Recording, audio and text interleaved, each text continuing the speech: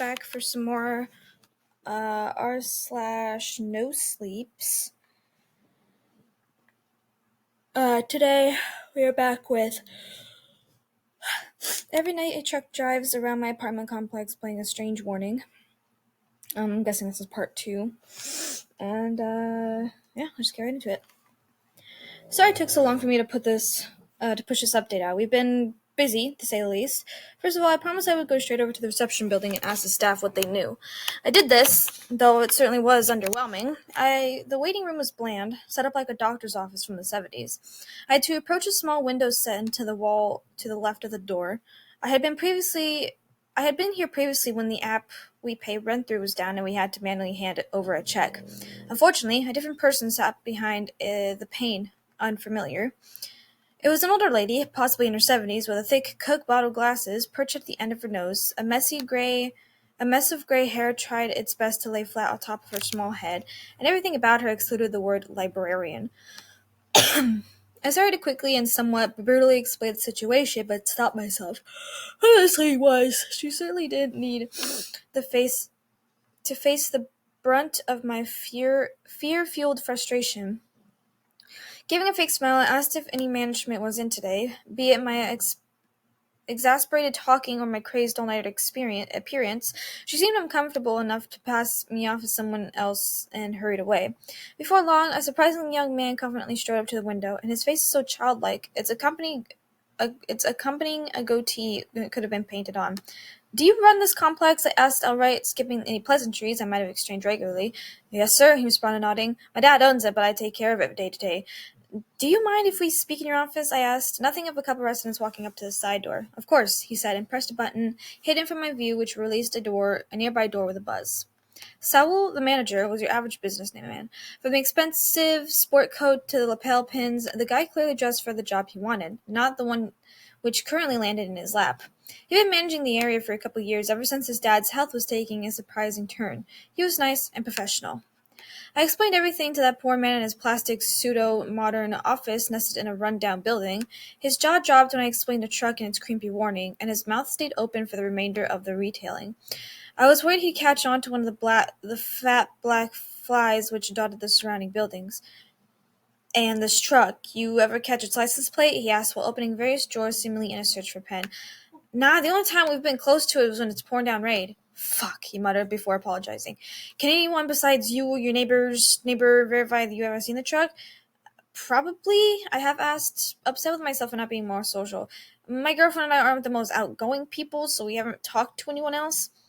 It's just strange that no one's complained about this before. I wish I knew when it started. Been here since Been here since we moved in," I said with a shrug.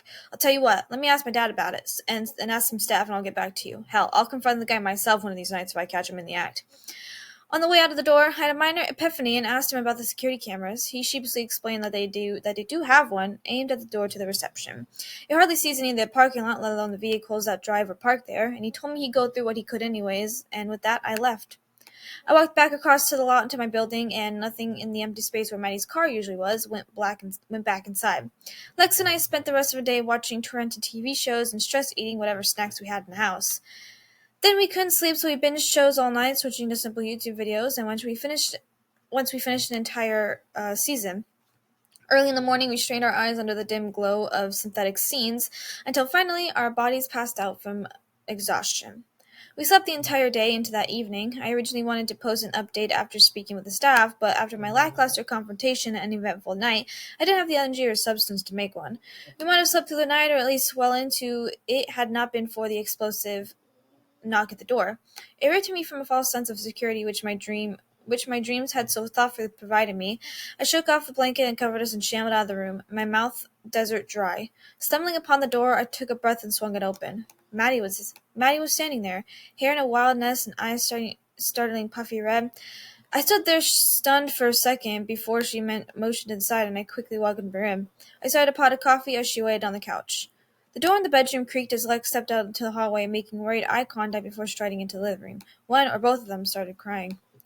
I hovered at the border between the kitchen and the living room, not wanting to join into the massive hug-taking, but not wanting to seem distant. After a short while, Maddie sniffled and started explaining. It was a long conversation, frequently intercepted with cries and sobs, so I'll spare you the verbatim transcription. Doug had been epileptic since he was a kid, and she had personally seen him through 5 or 6 seizures. They were scary, sure, but they'd never been anything life-threatening. Maddie and Doug lived here for 3 years, in their first place together after dating on and off for a year. A couple months or so ago, Doug had lost his job in a nearby construction company due to a surprising drug test and a joint. Around the time he'd started living online, as Maddie put it, frequenting niche forums and 4chan conspiracy boards, he began getting interested in the stranger side of things, the weird and unexplained. It was also around this time he started getting interested in the warning. He would count how many times a truck drove around the lot, how many times it looped the message, and would try to write the numbers over time. He convinced himself that there was a deeper message here, that he had something physical to hyperfixate on. It was no longer other people's stories, but his own, and he was determined to make his have an ending. Apparently, this kind of behavior was typical for Doug. He found new interests and hobbies as easily as a pig finds shit.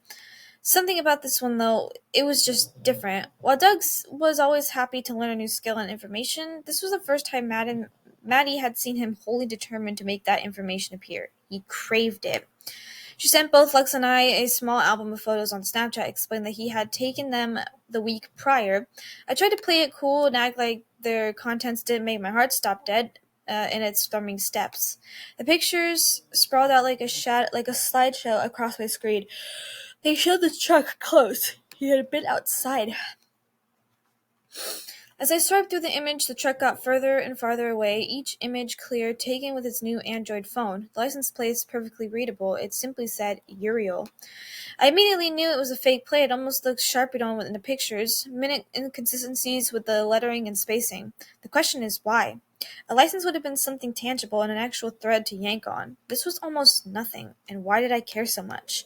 I realized that Maddie had started talking again and shook myself from my thoughts. She said it was also around a week ago when his episodes started, she called them. He would have sudden fuming outbursts screaming at random things and words that weren't his and anything that could set him off. A movie, social media post, a picture.